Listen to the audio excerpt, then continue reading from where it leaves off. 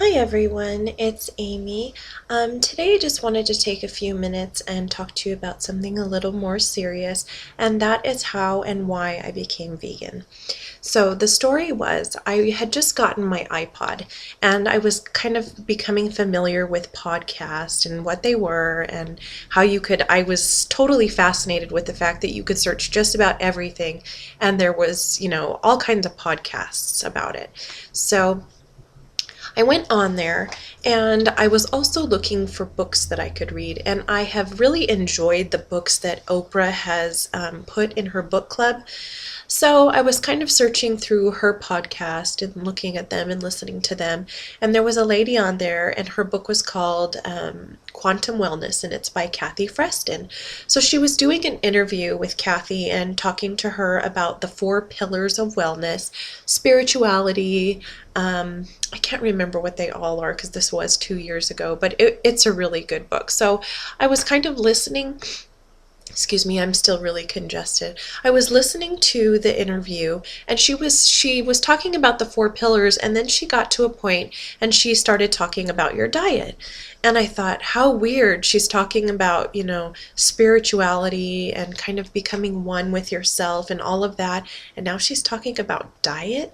I just thought that was so odd. So it kind of caught my attention and I was listening. And she was talking about animals and the way that they process animals and how they're treated and all of that. And she was saying, how could you yourself be peaceful and harmonious, and yet you're putting all this pain and suffering into your body? And she said, if you now, I don't know how much I believe in energy and all of that and how that affects things, but she was saying that, you're putting all this negative energy into your body, and how could that possibly be good for you? So it kind of caught my attention, and I thought, oh my gosh, because I've never been really big on meat, and I've always absolutely loved animals. So when she kind of was talking about supply and demand and what that meant for animal welfare and how they were treated when you're talking about, feeding the masses and what that means. So she was talking about the horrible abuse that goes on and how the slaughter and all of that. So it really, really piqued my interest and really got my attention. So I started researching and I found this podcast called Vegetarian, oh my gosh, I went blank and I feel so bad because it's like my favorite thing. Vegetarian Food for Thought. I'm so sorry. I must sound so stupid. It's called Vegetarian Food for Thought, and it's by Colleen Patrick Goudreau, and she was talking about the protein myth is what she calls, where people think that you can't get enough protein on a vegan diet and all of that. And it was her first few podcasts I was listening to, and they really caught my attention. And I started listening and hearing about how horribly the animals are treated. And we as a society separate that so much. We think, beef and chicken and pork, and we're not thinking of cows and chickens and pigs as being those things that's so separated and so clean looking in the grocery store that we forget that those are animals' body parts and how they get there and the journey and pain and suffering that they go through in order to get there and get on our plates. And the more I became aware and the more I opened my eyes to all that and started listening and hearing and watching some of the painful videos and kind of taking those blinders off, that we're really not taught to think about those things. It's so far separated from what we see. We think of farms as these, beautiful, picturesque places with the red barn and the animals grazing and, the chickens roaming freely. And we're not thinking about these factory farms that have pigs in stalls so small that they can't turn around, and what real factory farming means. And when you're talking about, supply and demand for the kind of population we're talking about, it's just so sad and so heartbreaking what these animals go through. And I just thought, there is never, ever, ever going to be another day that I'm going to allow an animal to suffer for me simply because they taste good. Definitely, we can claim that it's healthy and nutritious, but we don't need meat to be healthy and nutritious.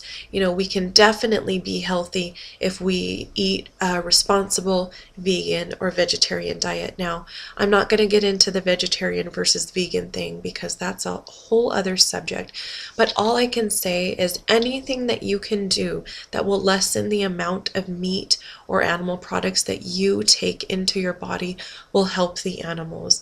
They suffer so much for simply tasting good, which is so sad to me. I look at my animals and my precious little babies, and I think, in other countries they do eat dogs and cats and it's not thought of as a big deal, and here in the United States we're absolutely appalled at the thought of eating a dog or cat.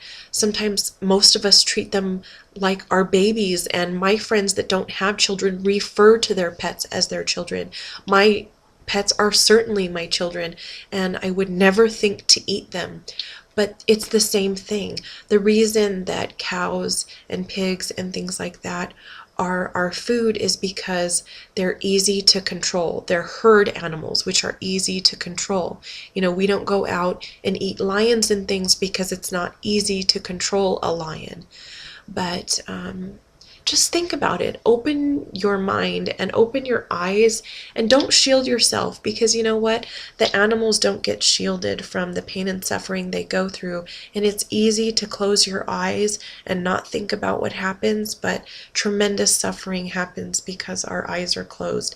And although it's incredibly painful for me to drive by the dairies that are in my town and see, like in the winter time when all those cows and things are knee deep in that mud and they're being rained on while I'm in my car blasting my heater. It's so painful, but I thank God every day that I have that pain, because I used to drive by that and not think twice. I used to drive by dairies or this thoroughbred ranch that's up the street and not think anything. And now I realize that those are precious animals that, if they were could, would choose to be left alone and be happy grazing in fields and not suffering for the sake of tasting good. So please, if you just think about it, don't close your eyes, because the animals aren't given that luxury. So thank you for joining me. Thank you for listening. I appreciate your time. And until next time, goodbye. Thanks.